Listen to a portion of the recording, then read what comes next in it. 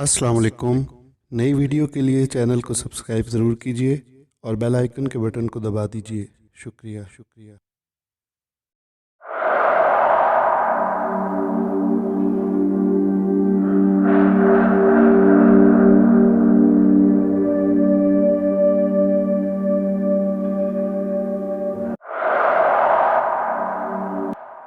आज की ये कहानी एक ऐसी लड़की की अनोखी आप बीती है जो ज़बरदस्ती मोहब्बत के हुसूल के लिए कोशां थी।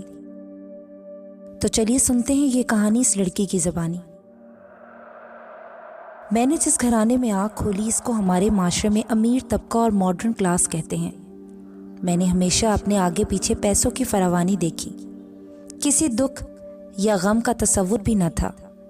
हर तरफ खुशियाँ ही खुशियाँ थीं, हर तरह का ऐशो आराम मेरी ज़िंदगी में था। मैं अपनी अम्मी अब्बू की इकलौती औलाद थी, इसलिए मुझ पर किसी किस्म की कोई पाबंदी न थी।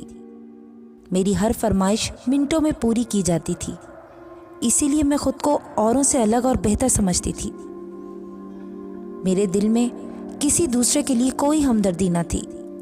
मैं हर किसी को अपना मातहत और ग़ुलाम समझती थी और अल्लाह ताला ने मुझे हुस्न भी बेपनाह दिया था, जिसका मुझे बेहद गरूर था। कॉलेज में भी मेरी उन्हीं लड़कियों से दोस्ती थी जो मेरी तरह अमीर थीं, और मैं कॉलेज में सिर्फ टाइम पास करने ही जाती थी, क्योंकि मेरे लिए कॉलेज पढ़ने की नहीं बल्कि सैर व तफरी की जगह थी। और कॉलेज के सारे लड़के मेरे हुस्न और स्टेटस के दीवाने थे। कॉलेज की लड़कियां मुझे रश्क भरी निगाहों से देखती। मैं किसी लड़के को तो क्या, किसी लड़की की भी इज्जत नहीं करती थी। कॉलेज के सारे लड़के मेरे आगे पीछे घूमते और मुझसे बात करने को तरसते, जबकि मेरी नज़र में इन हकीर और गरीब लड़कों की कोई वैल्यू न थी। फिर एक दिन हमारे कॉलेज में एक लड़का आया। मुझे वो पहली ही नज़र में बहुत पसंद आया। मेरा ख्याल था वो भी मेरे हुस्न को देखकर दंग रह जाएगा, लेकिन ऐसा कुछ भी नहीं हुआ। मैं इससे बात करने के बहाने ढूंढती, जबकि वो मेरी तरफ देखता भी न था। वो मेरे हुस्न से बेनियाज अपने आप में मगन रहता था। मुझे इसकी इसी आदत ने दीवाना बना दिया था और इसे हासिल करना मेरी ज़िंदगी का मकसद बन गया था।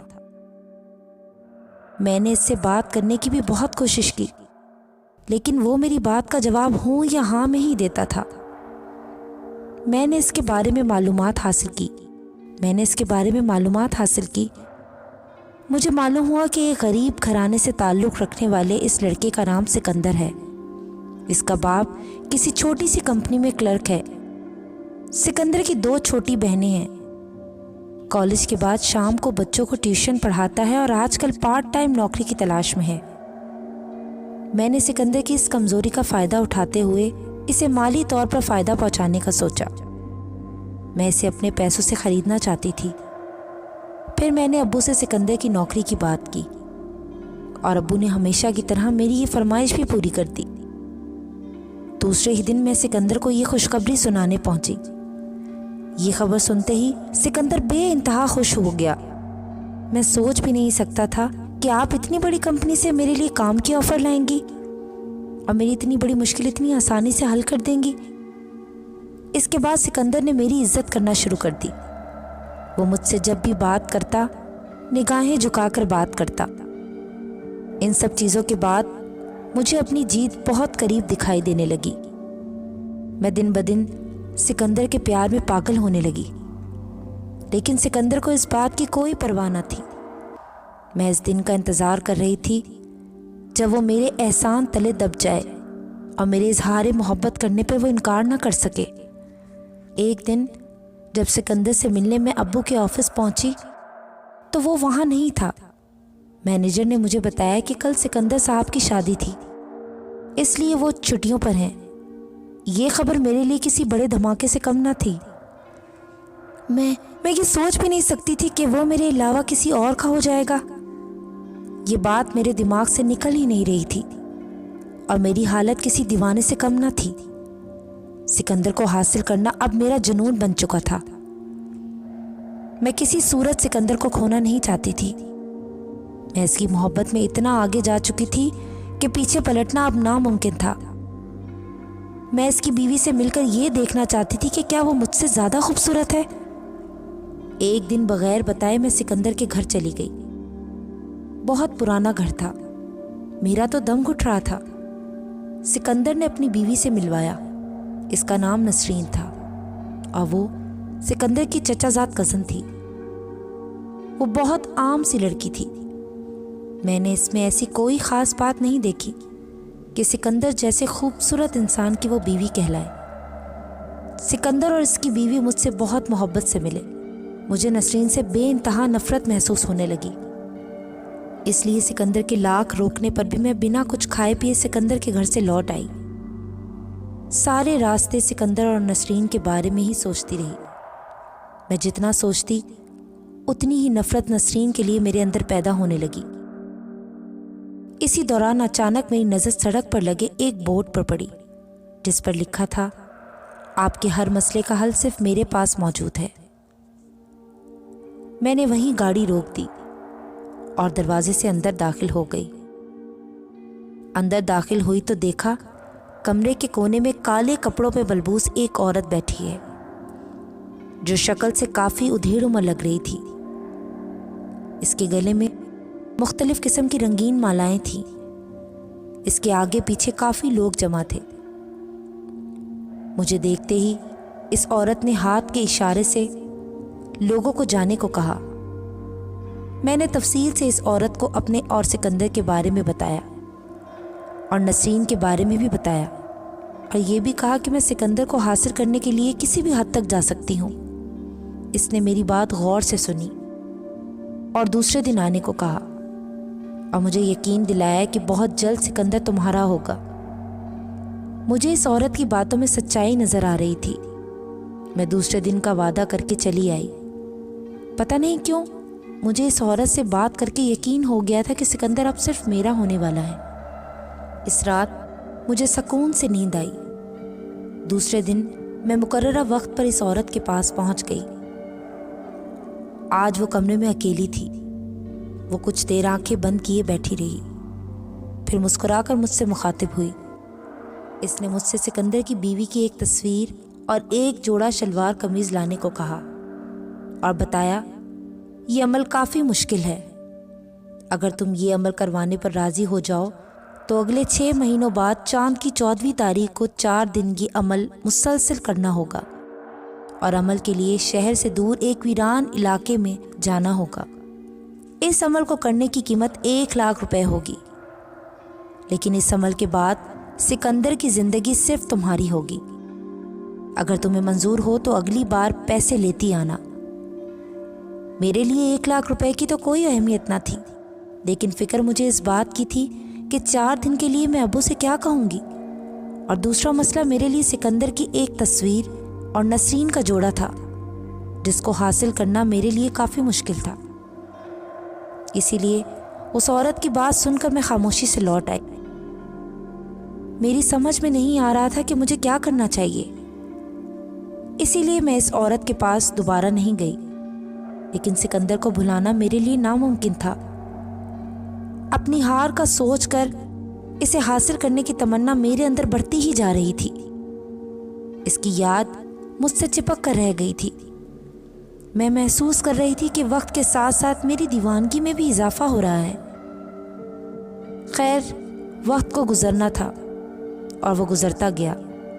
پھر 1 سال بعد ایک خبر نے میرے اندر تباہی مچا دی کہ نسرین نے ایک بیٹی کو جنم دیا ہے۔ اب تو میں نسرین کو سکندر کی زندگی سے نکال کر دور پھینکنا چاہتی تھی۔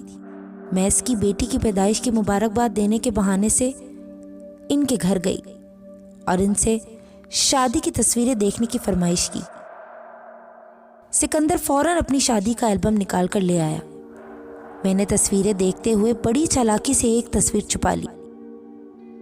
میں نے سکندر سے کہا، میں نسرین کے لیے اپنے درزی سے ایک سوٹ سلوا کر دینا چاہتی ہوں، مجھے ناپ کے لیے ایک نسرین کا ایک سوٹ دے دو۔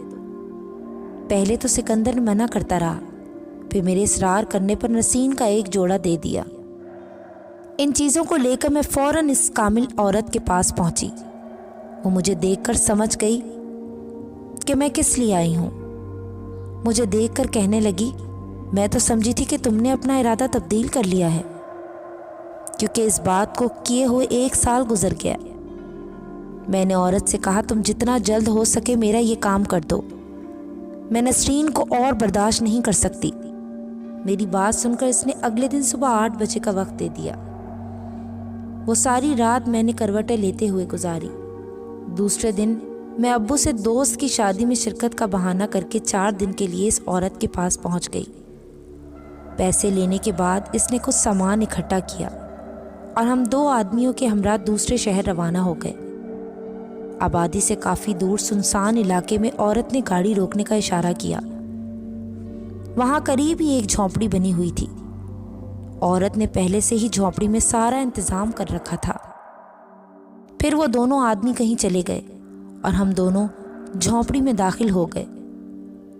جھونپڑی میں پہلے سے ہی مختصر سا سامان موجود تھا، جیسے چادر، مٹکا، لالٹین وغیرہ۔ چیزوں کو دیکھ کر یہ اندازہ ہو رہا تھا جیسے یہاں کوئی رہتا ہو۔ رات 12 بجے کے قریب عورت نے آنکھیں بند کر کے کچھ پڑھنا شروع کر دیا۔ صبح 4 بجے تک پتہ نہیں کیا کیا پڑھتی رہی۔ اس کے بعد اس نے ایک نوکیلا خنجر نکالا اور اس تصویر کو درمیان سے کاٹ دیا، اور پھر ہم دونوں جھونپڑی میں ہی سو گئے۔ اگلے دن سورج نکلنے کے بعد اٹھے تو وہی 2 آدمی جو ہمارے ساتھ آئے تھے ہمارے لیے ناشتہ دے کر چلے گئے۔ اس کے بعد سارا دن کوئی پڑھائی نہیں ہوئی، سارا دن بور گزرا۔ پھر 12 بجے عورت نے دوبارہ اپنا عمل شروع کر دیا۔ نسرین کے کپڑوں پر کچھ پڑھ پڑھ کر پھونکتی رہی۔ صبح 4 بجے عمل ختم کر کے پھر ہم سو گئے۔ اب عمل کی تیسری رات تھی۔ اس نے اسی خنجر پر کچھ پڑھ کر پھونکا اور خنجر کی نوک میری انگلی میں گھونپ دی۔ میرے حلق سے تکلیف کے باعث ایک زبردست چیخ نکلی۔ میری انگلی سے بہتا ہوا خون وہ ایک پیالے میں جمع کرتی رہی۔ جب پیالہ بھر گیا تو میری انگلی پر ایک کپڑا باندھ دیا۔ تب اس نے نسرین کی قمیض میرے خون میں بھگو دی۔ صبح 4 بجے عمل ختم ہو گیا۔ اس عورت نے خوشخبری سنائی کہ ہمارا عمل 3 دن میں ہی کامیاب ہو گیا ہے، ہمیں ابھی واپس جانا ہوگا اور نسرین کی قمیض کو کسی قبر میں دفنانا ہوگا۔ اب سکندر صرف اور صرف تمہارا ہے۔ قبرستان میں نسرین کی قمیض دفنائی اور ہم واپس آ گئے۔ مجھے ایسا محسوس ہو رہا تھا کہ آج میری زندگی کی سب سے بڑی جیت ہو۔ ساری دنیا آج اپنے قبضے میں محسوس کرتی ہوئی دکھائی دے رہی تھی۔ میں پرسکون ہو کر سو گئی، اور جب اٹھی تیار ہوئی اور سکندر کے آفس گئی تو پتہ چلا آج سکندر کام پر ہی نہیں آیا۔ پھر میں نے گاڑی سکندر کے گھر کی طرف موڑ دی۔ وہاں پہنچی تو کافی لوگ جمع تھے۔ میرے پوچھنے پر پتہ چلا کہ سکندر کی بیوی کا انتقال ہو گیا ہے۔ کل رات کو ان کو زبردست دل کا دورہ پڑا اور وہ انتقال کر گئیں۔ میں اسی شام کامل عورت کے پاس پہنچی اور اسے یہ خوشخبری سنائی۔ کامل عورت نے کہا اب تھوڑے ہی دنوں میں سکندر خود تمہارے پاس چل کر آئے گا۔ اس عورت کی بات بالکل سچ ثابت ہوئی۔ سکندر واقعی ہی میرا دیوانہ ہو گیا تھا۔ اب سکندر بھی مجھ سے ملنے کو بے چین رہتا۔ مجھ سے شادی کرنے کے لیے وہ میری منتیں کرنے لگا۔ میں تو کب سے اسی انتظار میں تھی اور ہماری شادی ہو گئی۔ شادی کے 4 سال گزر گئے، لیکن اللہ تعالیٰ نے اولاد کی نعمت سے محروم رکھا۔ لوگ مجھے بے اولادی کا طعنہ دینے لگے۔ میں نے اولاد کے لیے بہت دعائیں کی اور منتیں مانگی، تب جا کر اللہ پاک نے مجھے بیٹے سے نوازا، لیکن بیٹا دینے کے ساتھ ساتھ مجھے اپاہج بنا دیا۔ بیٹے کی پیدائش کے بعد میرے پورے جسم نے کام کرنا چھوڑ دیا۔ ڈاکٹروں کے مطابق میں بالکل نارمل ہوں، مجھے کوئی بیماری نہیں ہے، بس میرا جسم مفلوج ہو کر رہ گیا ہے۔ آج میرا بیٹا پورے 25 سال کا ہو گیا ہے اور میں گورنمنٹ ہسپتال کے ایک کونے میں پڑی ہوں۔ اتنے سالوں بعد بھی میرے جسم نے کوئی حرکت نہیں کی۔ اب تو لیٹے لیٹے میری کمر گلنے اور سڑنے لگی ہے۔ یہ بیماری میرے گناہوں کا نتیجہ ہے جو اللہ تعالیٰ نے دنیا میں مجھے دے دیا، اور ان لوگوں کے لیے عبرت بنا دیا ہے جو ہمیشہ دوسروں کا برا سوچتے ہیں۔ میرے شوہر اور میرے بیٹے نے تو برسوں سے میری کوئی خبر نہیں لی، کیونکہ وہ بھی اوروں کی طرح مجھ سے گھن کھاتے ہیں۔ البتہ کبھی کبھار نسرین کی بیٹی مجھے آ کر دیکھ جاتی ہے. بہت اچھی لڑکی ہے اور ظاہر ہے اس کی رگوں میں ایک اچھی اور نیک عورت کا خون گردش کر رہا ہے. مجھے اپنے بیٹے سے بھی کوئی شکایت نہیں ہے کیونکہ اس کی رگوں میں بھی میرا ہی خود غرض خون دوڑ رہا ہے. میں نے اپنی یہ کہانی ایک نرس کو سنائی اور اس سے وعدہ لیا کہ تم یہ کہانی دوسروں تک ضرور پہنچاؤ گی تاکہ لوگ اس سے عبرت لیں اور محبت کو زبردستی یا جبراً حاصل کرنے کے لیے اللہ تعالیٰ کی حدود و قیود کو پار نہ کریں. میں اللہ تعالیٰ سے اپنے گناہوں کی تو بہت معافی مانگتی ہوں، لیکن جس کے معاف کرنے سے میری بخشش ہو سکتی ہے وہ تو اس دنیا میں ہی نہیں رہی.